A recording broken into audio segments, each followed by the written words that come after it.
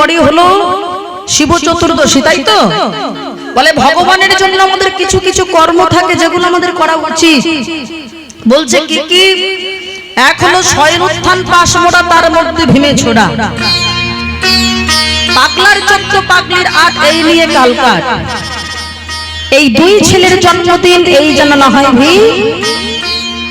এসব কিছুই যদি না পারিস, হ্যাঁ মুখস্থ হয়ে গেছে, ভগার খালে গিয়ে ডুবে মরিস।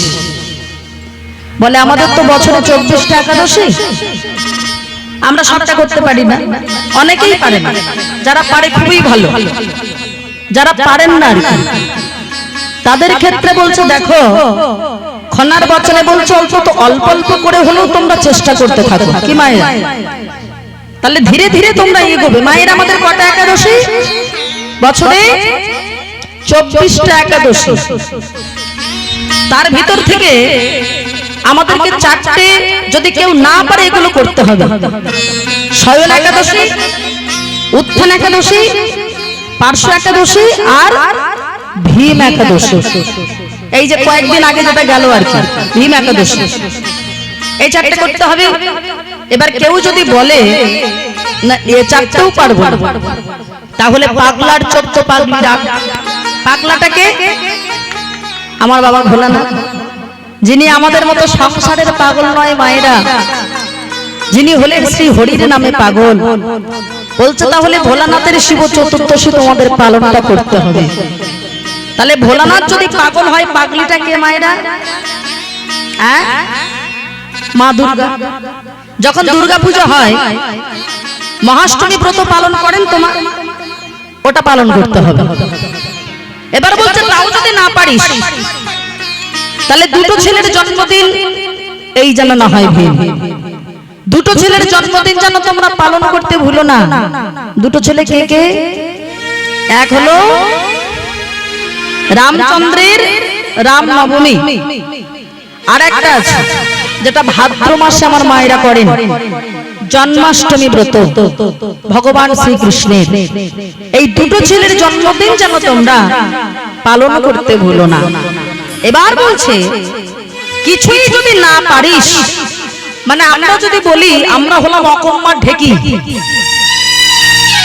আমরা সব উপোস টুপোস করতে পারবো না, শুধু খাবো দাবো আর ঘুরে বেড়াবো, এটা যদি মনে করি আর কি। বলতো তাহলে কিছুই যদি না পারিস, একটা কাজ করিস, ভগার খালে গিয়ে ডুবে মরিস। মায়েরা, তার মানে কোন খাল? মা গঙ্গা। বলে বছরে একবার করে হলেও অন্তত গঙ্গার জলে গিয়ে তোমাদেরকে ডুবটা দিতে হবে। তাহলে এই যে আচরণগুলো আমাদের করতে বলছে সনাতন ধর্মের মানুষের, আমরা একটা কথা খুব ভুল জানি বাবা। আমরা কি জানি যে শিব চতুর্দশী ব্রত মনে হয় শুধু মায়েরাই করতে পারেন, বাবারা মনে হয় করতে পারে। ভুল কথা।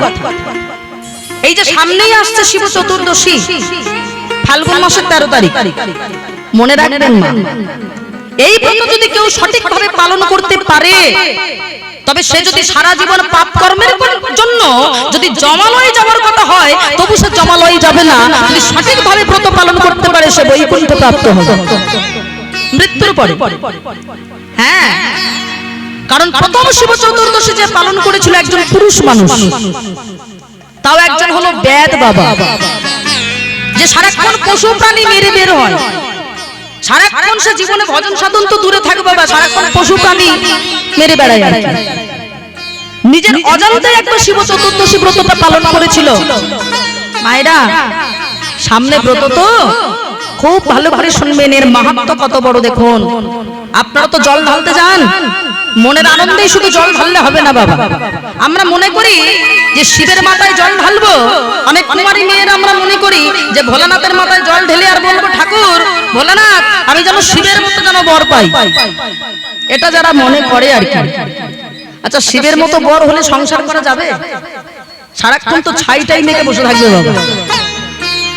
সারাক্ষণ শ্মশানে মশানে সাপ পোকামাকড় নিয়ে যদি ঘুরে বেড়ায়, কেউ কি আর এখনকার দিনে এরকম জামাই চায়? এটা ভুল কথা, মনে রাখবেন। আমার বাবা ভোলানাথ তিনি হলেন শ্রেষ্ঠ বৈষ্ণব। বৈষ্ণবের কৃপা না হলে কখনো গোবিন্দের কৃপা হবে না। তাই সেই ব্রতটা আমাদের সবাইকেই, বাবা মায়েরা সবাইকেই ব্রতটা উদযাপন করতে হবে। একবার এক ব্যাধ করেছিল বাবা, সারাদিন পশু প্রাণী হত্যা করে বারাণসীতে ছিল সেই ব্যাধ বাবা, সারাদিন পশু প্রাণী হত্যা করেছে করে হঠাৎ বনের ভিতরে ভাবছে প্রচন্ড ক্লান্ত হয়ে গেছে তো, তা বাবা বনের ভিতরে একটু বিশ্রাম নিয়েছে। মায়েরা খুব মন দিয়ে শুনেন, এটা মাহাত্ম্য। এখন বনের ভিতরে বিশ্রাম নিতে গিয়ে হঠাৎ কখন অন্ধকার হয়ে গেছে, ঘুমিয়ে পড়েছিল বুঝতে পারে, তাড়াতাড়ি করে ভাবছে এত রাত হয়ে গেছে আর বনের ভিতরে কত তো ওই বাঘ শৃগাল কত কিছু থাকে, আর আমার কাছে আছে অনেক মরা প্রাণীর মাংস, এর গন্ধে যদি আমার কাছে ছুটে আসে তাহলে আমাকে নিশ্চয়ই প্রাণে মেরে ফেলবে।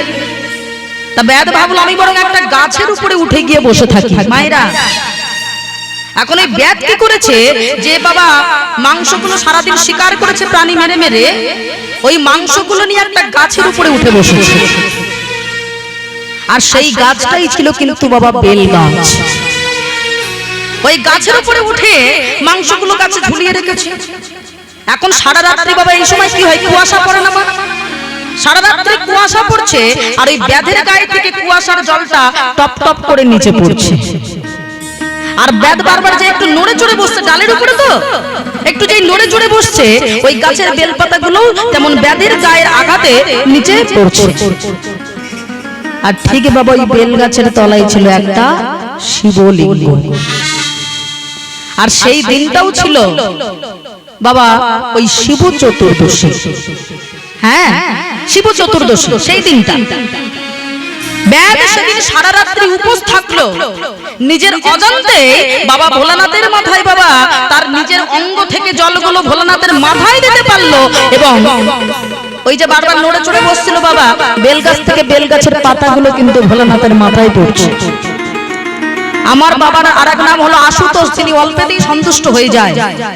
সন্তুষ্ট হয়ে গেলেন সেদিন সারা রাত্রিটা সারাদিনটা উপবাস থাকার কারণে তার শিবরাত্রি ব্রতটা অজান্তেই পালন হয়ে গেছে। এবার তারপর দিন সকাল হয়েছে, বাড়ি চলে গেছে। বাড়ি গিয়ে হঠাৎ যখন কিছু সেবা করতে বসবে, ঠিক এমন সময় একজন অতিথি এসে বলছে বাবা আমায় কিছু সেবা দেবে। ভাবলো আমি নিজে সেবা করবো, আর অমনি একজন ক্ষুধার্ত হয়ে দাঁড়িয়ে আছে। তাড়াতাড়ি করে ওই নিজে যেটুকু সেবা করতে বসেছিল নিজের সেবা না করে তাড়াতাড়ি সেই নিজের দ্রব্যটুকু, নিজের খাবারটুকু ওই বাবা অতিথিকে সেবা করে দিল। তাহলে কি দাঁড়ালো, অজান্তেই শিবরাত্রির ব্রতটা যেমন আগের দিন পালন হলো, ঠিক ব্রতটা আমাদের উদযাপন হয় কখন, যখন আমরা কোনো ব্রত সংকল্প করি আর পরের দিন যদি কোনো বৈষ্ণব অতিথিকে যদি সেবা দেওয়া হয় তবে সেই ব্রতটা উদযাপন হয়। অজান্তে ব্রতটা উদযাপনও হয়ে গেল। কয়েকদিন পরে সেই ব্যাধ মারা গেল। হঠাৎ দেখতে পেল যমদূতরাও এসেছে, আবার শিবলোক থেকে বাবা শিবের নন্দভিঙ্গি তারাও এসেছে। তা যমদূতরা জিজ্ঞেস করছে কি ব্যাপার, এ তো ব্যাধ সারা জীবন পশু প্রাণী হত্যা করছে, তাহলে এর তো নরকে যাবার কথা, এ তো জমালয়ে যাবে, তোমরা এখানে কি করছো? সঙ্গে সঙ্গে যারা শিবদূত তারা বলে বসলো দেখো ও সারা জীবন অনেক পাপ পাপ করেছে, কিন্তু একদিন নিজের ভুলে নিজের অজান্তে শিবরাত্রির দিনে ও নিজের অজান্তেই ওই ব্যাধ শিবরাত্রির ব্রতটা পালন করেছিল। কারণ সারা রাত্রি সারাদিন সেদিন সে উপোস থেকে বাবা ভোলানাথের মাথায় নিজের অজান্তেই বিল্লপত্রখানা দিয়েছিল। আর সেই জন্যে ও আর জমালয়ে নয়, ও এবার শিবলোকে যাবে। তাহলে বোঝা গেল মায়েরা, আমরাও যদি তাই করি, বাবা ভোলানাথের শিব চতুর্দশী ব্রত যদি আমরা পালন করতে পারি, মনে রাখবেন পরম বৈষ্ণবের কৃপা পাওয়া মানে আমার গোবিন্দের কৃপা পাওয়া। শ্রীমদ্ ভাগবত গীতা জানিয়ে দিল ভগবানকে পেতে গেলে প্রথম দরকার ভক্তির পদধূলি। সকল সাধুগুরু বৈষ্ণবের পদধূলি তোমাদেরকে পেতে হবে মায়েরা। তাহলে এখানে যে এত এত ভক্তবৃন্দ বসে আছেন, তাহলে আপনারা সবাই এখন হলেন সাধুগুরু বৈষ্ণব, কি বলেন বাবা? ও মায়েরা, আপনারা এখন হলেন বৈষ্ণব। যদি বলা হয় আপনারা প্রশ্ন করতেই পারেন যে আমি বৈষ্ণব হলাম কি করে? আমরা তো কেউ জাতিতে বৈষ্ণব নই। মনে রাখবেন, জাতিতে বৈষ্ণব হলেই কিন্তু সে বৈষ্ণব হবে না।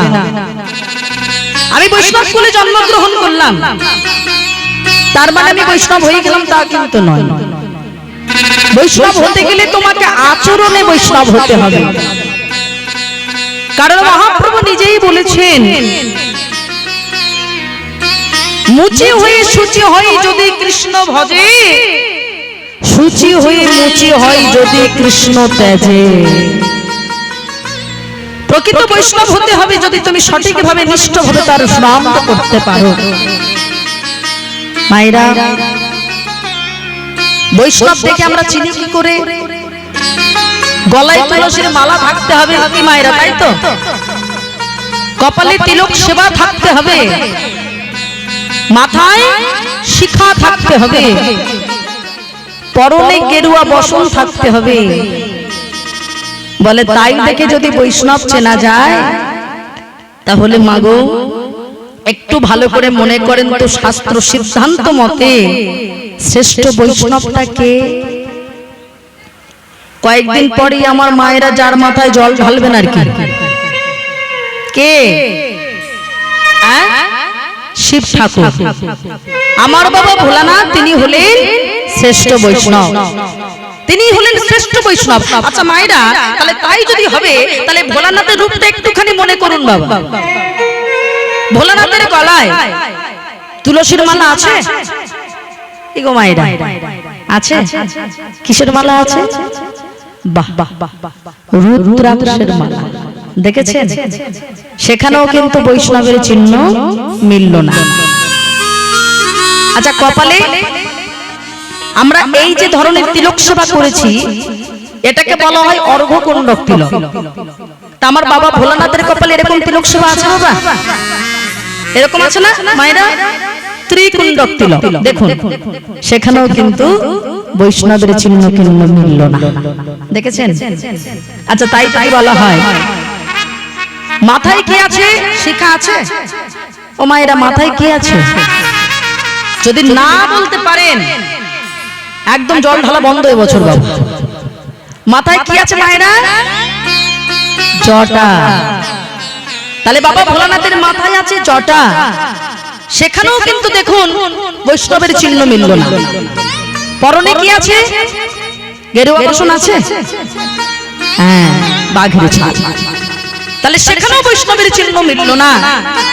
তাহলে তিনি বৈষ্ণব হলো কি করে? বলে আমার বাবা ভোলানাথ তিনি সাজা বৈষ্ণব নয়। আমরা তিলক সেবা করেছি, গলায় তুলসীর মালা পড়েছি, তার মানে আমরা বিরাট বৈষ্ণব হয়ে গেছি তা কিন্তু নয় মায়েরা। বৈষ্ণব হতে গেলে আচরণে বৈষ্ণবটা হতে হবে। আচরণটা কেমন হবে জানো? ত্রিনাদপি শুনিছেন তরুণী সহিষ্ণু না আমার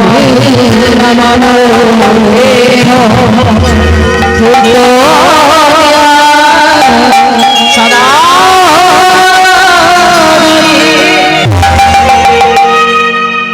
কি হতে হবে? শোনো, ঘাসের উপর থেকে হেঁটে গেলে ঘাস যেমন কিছু বলে না, তুমি তৃণের সম হও তেমন হতে হবে। বৃক্ষের যখন তখন গাছ থেকে ডাল ভেঙে দিচ্ছি, পাতা ছিঁড়ে নিচ্ছি, ফল পেড়ে নিচ্ছি, মায়েরা গাছ কিছু বলে? আমাদের তেমন হতে হবে। অমানেন মানবেন বলে আজকালকার জগতের নিয়ম আছে দেখবেন মা। কি নিয়ম বলেন তো? একটা নিয়ম কিন্তু ভালোই আছে। নিয়মটা হলো এটাই, কেউ যদি একটু বড় লোক হয় বাবা, শিক্ষার প্রয়োজন নেই। ধরুন আপনাদের গ্রামে বিরাট একজন শিক্ষিত আছে, তারও তো মূল্য হবে না। কিন্তু শিক্ষিত হওয়ার থেকে যদি কারোর বেশি টাকা থাকে, দেখবেন আমরাই তাকে বলি বাবু বাবু একটু আসুন আসুন বসুন, চেয়ার দিন। আর অনেক ব্যক্তি আছে অনেক শিক্ষিত ব্যক্তি, অথচ দেখুন পরনে ভালো কিছু পোশাক আশাক নেই, ভালো দামে কিছু নেই, আমরা তাকে সম্মান করি না, তাকে বসতে চেয়ার দেই না। এটা করলে হবে না। সবাইকে মান দিতে জানতে হবে। অমানি না মান দেন কীর্তনীয় সদাই হরি, সদাই সর্বদাই তোমার মুখে কৃষ্ণ নামটা থাকতে হবে। হ্যাঁ, আর এই নাম করলে কি হয় জানো, আমাদের যত প্রকারের জ্বালা আছে আমরা দূরীভূত হতে পারবো। আমাদের তিতাব জ্বালা, আদি দৈবিক, আদি ভৌতিক, আধ্যাত্মিক, এই তিন প্রকারের জ্বালা থেকে আমরা রক্ষা পাবো যদি হরি নামের মালাটা আমরা পড়তে পারি। তাহলে কি হবে, আমাদের যত সংসারের জ্বালা নির্বাপিত হয়ে যাবে।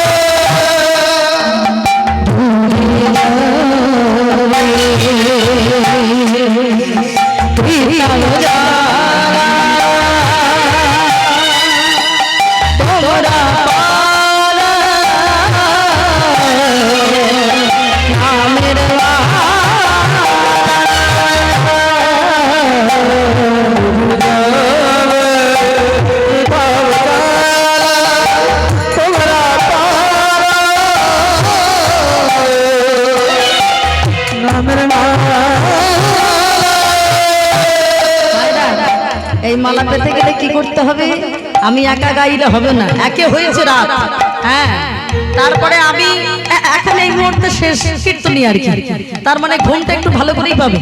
তা সেই জন্যে যাতে ঘুমটা না পায়, এই মালা পড়তে গেলে একটু কষ্ট করে নিজেকে নিজে পেয়ে নিতে হবে। কি করবেন, আমি যে সুরে গাইবো সেই সুরে হাতে তালি দিয়ে সবাই মিলে একটু জোরে জোরে গাইবেন, কেমন যেন শোনা যায়। হ্যাঁ, কারণ বিপদে না পড়লে তো আমরা চিৎকার করে গোবিন্দকে ডাকি না বাবা, তো বিপদে পড়ার আগে যদি ডাকটা হয়, কি বলেন মায়েরা, তাহলে একটু সবাই হাত তুলে, এখনো ওঠেনি, এদিকে আমার বাবাদেরও তাই, আমার জন্য নয় গোবিন্দের জন্য শব্দ দিয়ে, হ্যাঁ ভালো করে দিয়ে একদম জোরে জোরে বলবেন, হরে কৃষ্ণ হরে কৃষ্ণ কৃষ্ণ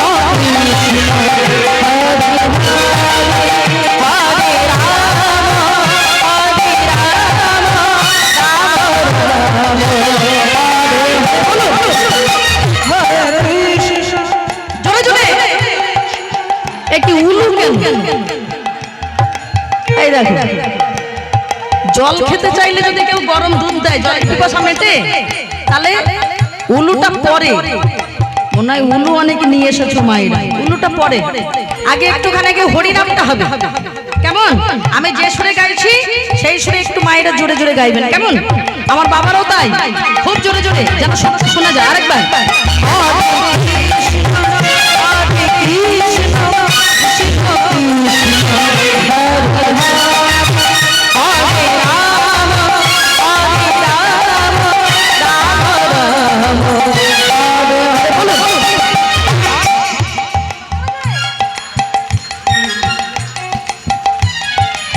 একদম শোনা যায় না, আরেকটু জোরে,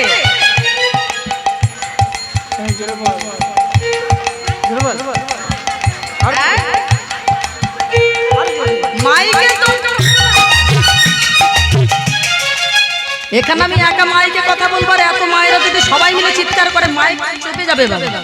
কি বলেন, বলে এক্ষুনি যদি ঝগড়া লাগতো তো বুঝতে পারতে গলাটা কেমন হয়। হ্যাঁ ও বাবা, সবাই মিলে আরেকবার সুযোগ, গোবিন্দের জন্য আরেকবার জোরে জোরে। এ কি কোনো বছর তো এরকম দেখি না, দিন দিন লজ্জা পাচ্ছে কেন? সবাই মিলে হাত তুলে একদম জোরে জোরে গাইবেন, কেমন, মন খুলে, মায়েরা হাত তুলে, হরে কৃষ্ণ হরে কৃষ্ণ কৃষ্ণ কৃষ্ণ হরে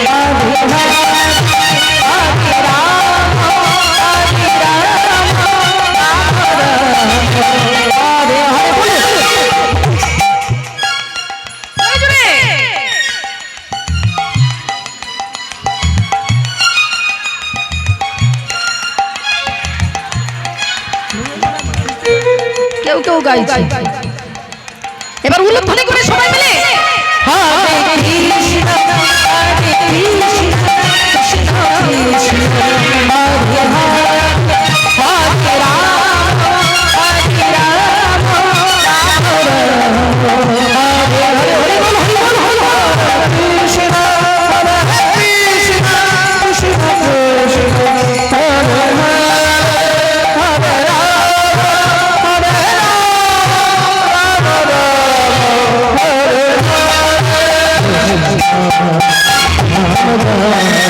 কৃষ্ণ হরি বল হরি বল কৃষ্ণ